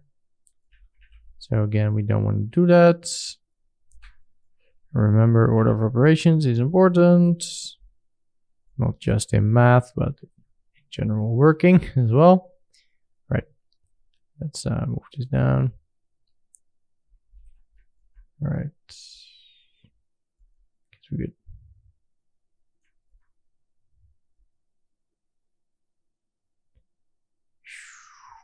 All right. Guess we can get away with it being a little bit over there in the beginning. Right. I'm gonna maybe rotate my camera a little bit more in the beginning, so we have this this rotation here, which is starting at 0 and then going. So let's say we're gonna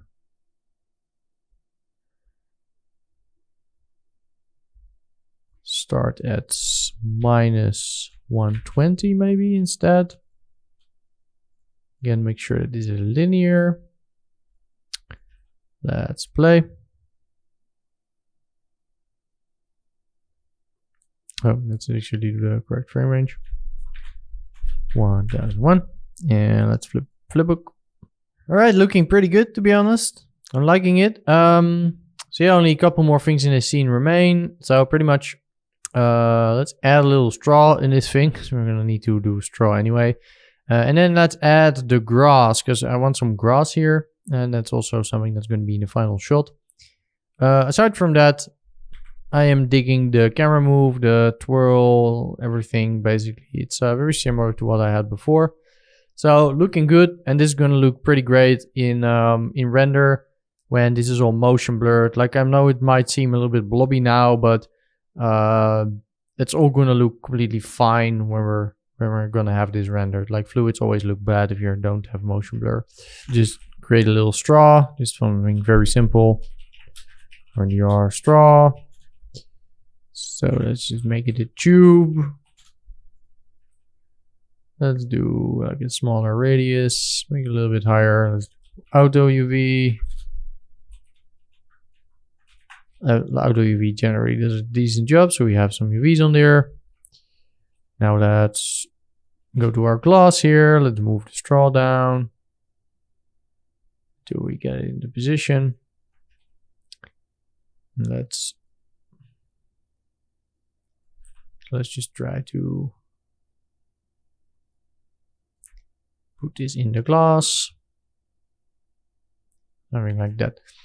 All right. Something like that. Let's make it a little bit less, a little bit thinner, right? So this is looking fine. Oh, I think did. All right. I thought I accidentally moved my camera, which I did. I just was on the wrong frame. All right. So one more thing that I need here is the environment grass. So let's hop onto Megascans again. All right. So the assets that I want is this one. So make sure to set your export target here, export settings back to Houdini. We can open up our Megascans plugin. And let's say scattering. So let's label scatter. And then say that we want to go back. And then let's look. 4K is fine. Export.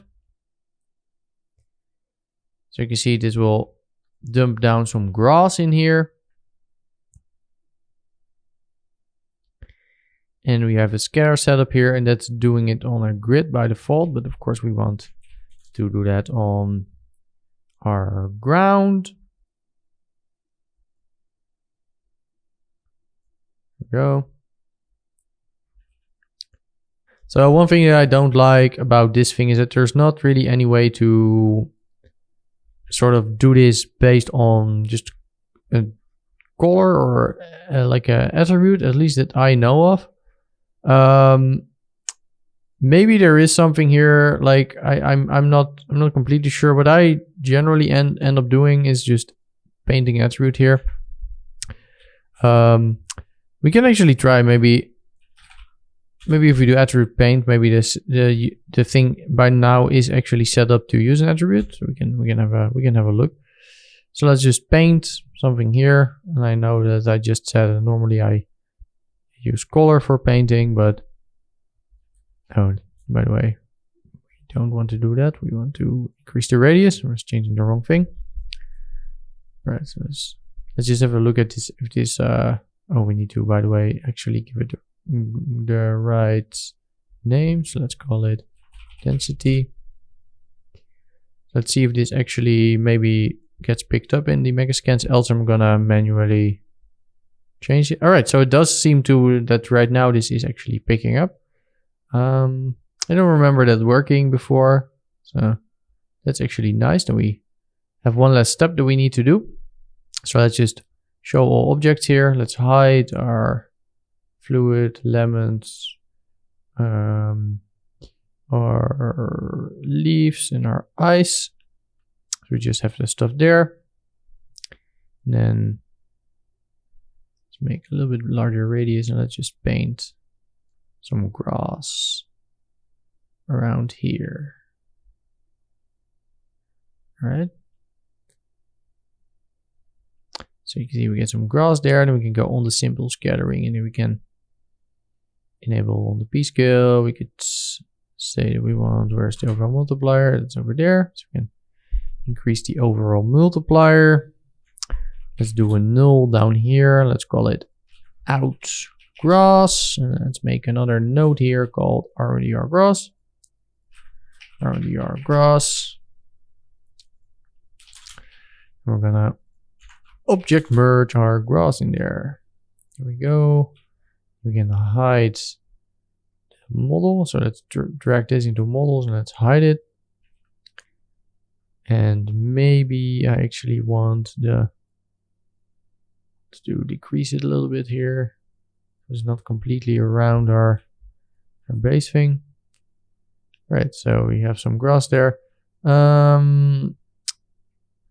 Where is our wooden slice? It's a bit hard to see, right? Let's give this a color real quick, because I want this to be around our wooden slice, but it's a little bit hard to see if it's gray. So let's just add a color there. Let's go back into our grass clumps, to our scattering. Let's sure that it's not penetrating that thing. Let's decrease the scatter density a little bit. I want 10 maybe.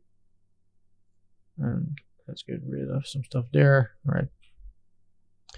Maybe want some extra. Maybe want some extra stuff over here.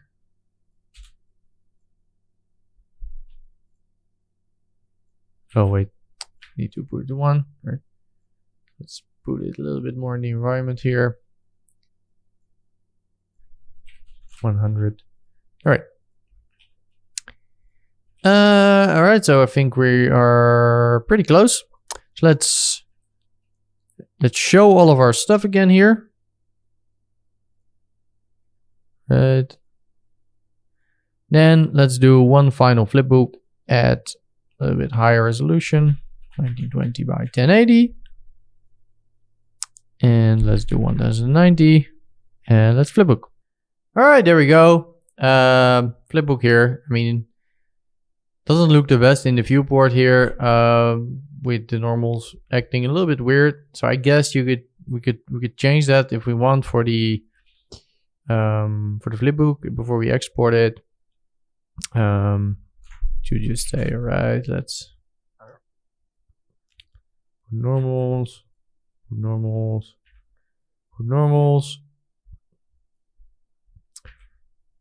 I guess put normals, although that one should have already have those, right? Let's do one more. Let's see, we just keep it like this. All right, let's do one more, and then we're gonna finally export it and throw it in Premiere. All right, so there we go, looking great. Very similar to my original, which is good because the original looked pretty good, and this was pretty much one of my favorite shots in the original. So we're doing great. Let's do flip. Let's say shot 50 V001, and let's export it. And now let's jump into Premiere to throw it into the edit. All right, so we're here inside of Premiere. Let me just reveal this one in Explorer. Now let me throw in the new one in there. Let's replace it. Alright. And let me just turn down my recording volume for the desktop real quick. Alright, let's play.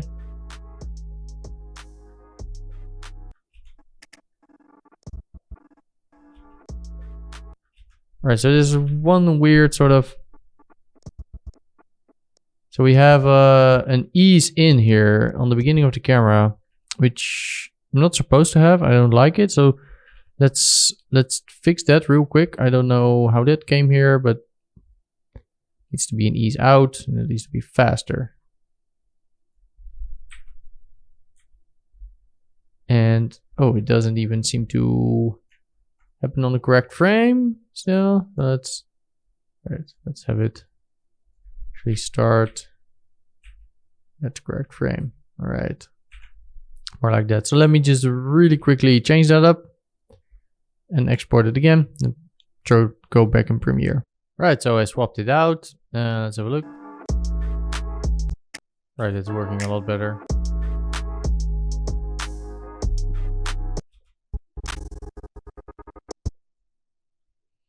Alright, so alright. We need to offset that a little bit.